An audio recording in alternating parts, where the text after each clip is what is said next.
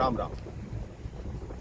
जैसे मैंने आपको पहले भी कई कथाओं में बताया है कि प्रभु श्री राम मेरे भगवान जिसकी रक्षा करना चाहते हैं उसकी रक्षा किसी न किसी रूप में आकर करते ही हैं। एक दिन एक साधु एक नदी किनारे चल रहा था। उसने देखा एक जहरीला बिच्छू उसके आगे आगे चल रहा है।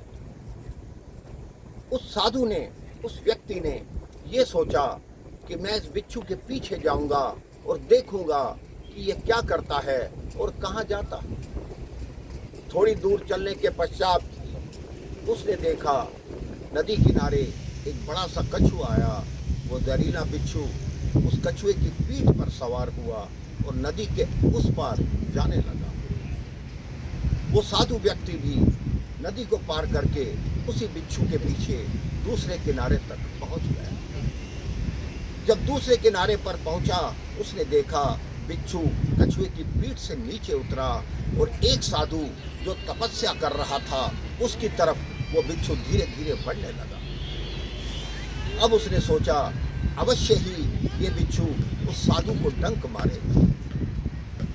लेकिन वो जैसे ही साधु के पास पहुंचा उसने देखा एक विशैला सर्प उस साधु के सामने फन फैलाकर खड़ा है। और उस बिच्छू ने क्या किया मेरे भाई बहन, उस सर्प को ही डस लिया। वो सर्प अपने जहर से उतना दुखी नहीं हुआ जितना बिच्छू के काटने से दुखी हुआ और वो सर्प वापस लौट गया। उस व्यक्ति ने भी, उस साधु व्यक्ति ने भी लाठी उठाई कि अगर सर्प इस साधु को काटने का प्रयास करेगा तो मैं इस सर्प को मार डालूंगा। उसने फिर देखा बिच्छू वापस चला, फिर कछुआ आया, नदी के उस पार चला गया। इनकी आवाज़ सुनकर, हलचल सुनकर जो व्यक्ति समाधि में था वो उठा और हंसने लगा कि तुम कौन हो और क्या कर रहे हो। उस व्यक्ति ने अपनी सारी बात बताई कि कैसे मैं उस बिच्छू के पीछे आया और कैसे ही उसने ये सब किया। तब उस व्यक्ति ने कहा, हंसने लगा कि मेरे परमात्मा को तुम नहीं जानते। जब मुझे बचाने के लिए तुम लाठी लेकर खड़े हो गए तो मेरा परमात्मा तो मुझे हर समय देख रहा है, वो मुझे नहीं बचाएगा, ये कैसे हो सकता है।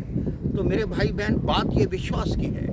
यदि आपके मन में विश्वास है, यदि आपके मन में ईश्वर के प्रति सच्ची भक्ति है तो भगवान किसी न किसी रूप में आपको बचाने के लिए अवश्य प्रकट होंगे। अपने मन में भगवान के प्रति आस्था रखिए, प्रेम रखिए, विश्वास रखिए और प्रेम से बोलिए राम राम, जय श्री राम।